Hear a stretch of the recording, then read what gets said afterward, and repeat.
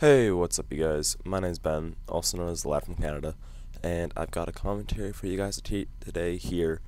I hope you guys like that intro. I spent a few minutes working on it, so it's a lot better than my first one. I think that little TV screen thing. I think it's a lot better than that.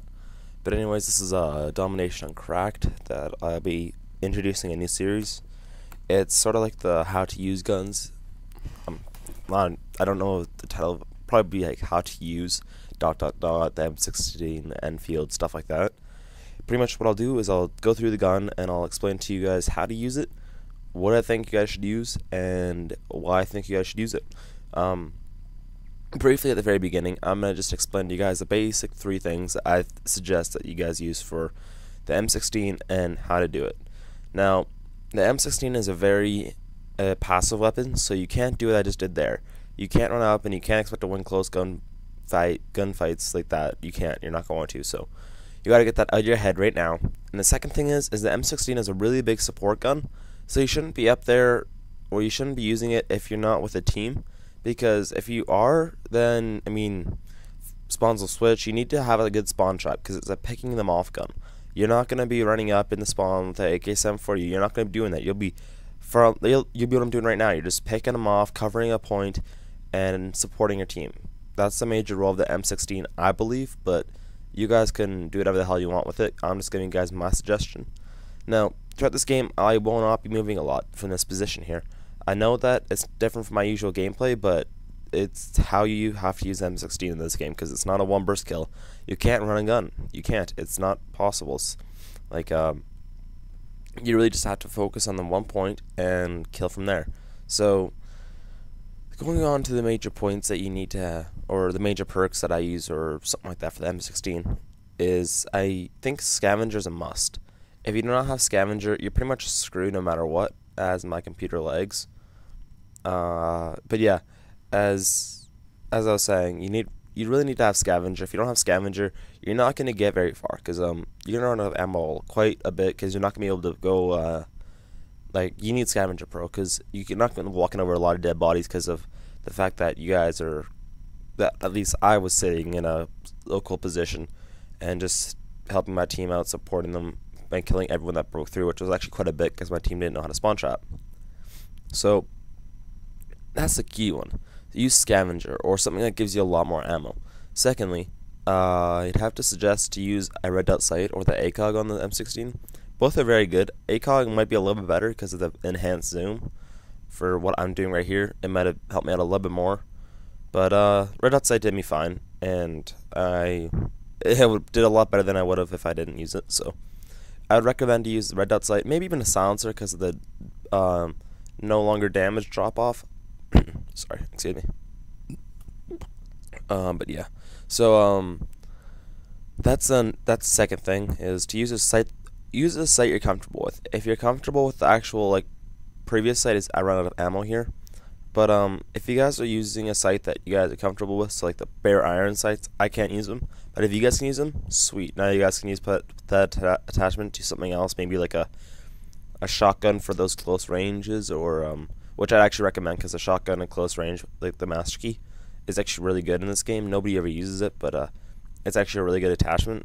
I wouldn't use it as one of my first one, but whatever. Now, here I am showing you guys my last and final tip that I think is a must for the M16, is to pick up a pick up an automatic weapon. As you guys can see here, you get Scavenger Pro, hooray, and I also picked up a FAMAS. So the FAMAS, in the situation where we have A and B, and they're spawning on C, is best that I have the FAMAS, because the M16 will be good for picking off anyone in that general direction to my right. But anything that's close range, as you guys will see here in a bit, the FAMAS and the AK-7 for you just dominates that, because well, the SMG is the AK-7 for you is an SMG, but the FAMAS is very similar like an SMG, as I miss those bullets. And so I switched over to my FAMAS, knowing that if I didn't, I'd lose that gunfight. So I try to spray him, but fail. And you guys can just see how the M16 would have failed here, and the FAMAS completely outplayed it. Now, I die pretty soon here, but I just want to let you guys know that it is camping. I am camping, but I'm not even gonna try to reason with you guys on it, because that's how you have to use the M16 in this game. Because if you don't, you'll get killed. I mean, I'm just doing what I did so that I didn't die. Because really, there's no easy way to get a rushing M16 game. If you guys can, please feel free to tell me, and then if you guys want to, just put it in your file share and I'll look at it. But I mean, no, I couldn't get one, and I tried. So pretty much, now that I died there, I realized that the odds of me getting back in there are pretty low. So I switched over pretty soon to an M16, to not an M16, but to a FAMAS class, because in 2 minutes or something like that, 1 minute, I'll die again. Yes, spoiler alert. And so I switched over to FAMAS, and pretty much because I can't use the M16 anymore, because my whole goal was to try to get back to that spot, because that spot was really good for me and treated me really well. So I'm gonna try to get back up there, and well, yeah, it's gonna be sort of difficult, but I think I actually ended up dying quite a few times trying to get up there. But then I just, you know how before I got killed from a guy back there, so yeah, I just plant the claymore there because that was the most common route. But I'm not even sure what happened there. I think I walked and triggered his claymore. The guy shot me and then blew himself up. I laughed pretty hard about that. I was like, "You're a dumbass." Actually, tip of the day: always trust in your equipment. If you have a claymore behind you, let it do its job. Who cares? You don't have to get the gun kill. You can let your claymore do the kill and just watch the person blow up. If he misses your claymore, you got him. But you don't have to you don't have to do what that guy did. Kill him with his gun and then die. I mean, because you blew up your claymore. So just tip of the day is to trust in your claymores, trust in your motion sensor. Have faith in the equipment. It's very hard to dodge your equipment. Not many people have Hacker Pro that I play against. There's not many people that have claymores. There's not many people that know how to place claymores. And I mean, the whole reason that they give you it is to have the advantage over someone.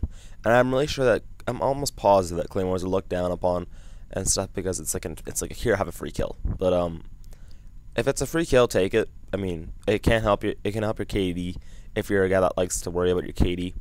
And well, really, just basic moral of the story is to have faith in your have faith in your equipment, because if you don't, it won't have faith in you. You must also know how to navigate the map when you're trying to get to a location, but I'm not going to discuss on that. I'll talk about that later on in future SMG episodes. Excuse me, where I talk about with the silenced MP5K or the 740, one of those two. One of those two will be silenced, and I'll be using Ghost Ninja, and I'll be navigating the map in a way that I'm always flanking the people, and I'll try to actually get like a freaking Blackbird or Chopper Gunner or something like that. So I don't go for those a lot, by the way. If you guys haven't noticed, I am a low kill streak guy because I tend to rush a lot. But if I actually put that on this game, I would have had a lot higher KDR, because I got to a 13 kill streak, I think. I'm not exactly sure what the number is, but yeah, I was pretty high up there, and it would have treated me well. But I mean, what can you do about it? I don't run high kill streaks very often, and the reason for that is because I don't feel that it benefits the team. I use this game, I'm pretty sure, the 3, 4, 5, yeah, and these kill streaks benefit the team in every shape and form. They're off the we're off the radar, and the napalm cuts off major access points, and I mean, it's just, I'm a team support guy, and that's what the M16 is for. So I figured it was sort of reasonable to become to turn those kill streaks over and be using those kill streaks. Sorry, that took way too long to say. But anyways, this gameplay is wrapping up pretty soon, and I'm going to have to cut it off because actually we got like a few minutes in here. I'm not sure exactly the number, but I don't want that. It's going through Sony Vegas. There's like a minute left. So if you guys like this, I'd really appreciate a subscribe, because I'm going to bring you guys another episode hopefully later today. Depends on if this video will load on the internet. But if it does, then I'll try to get the next episode out fairly soon, and that'll be within 24 hours. Hopefully it's an Enfield gameplay, and the commentary is going to be very nice about the Enfield. If you like the Enfield, good for you, but oh, that game hated me. Anyways, I hope you guys like this. If you guys would, please comment and subscribe. Peace out.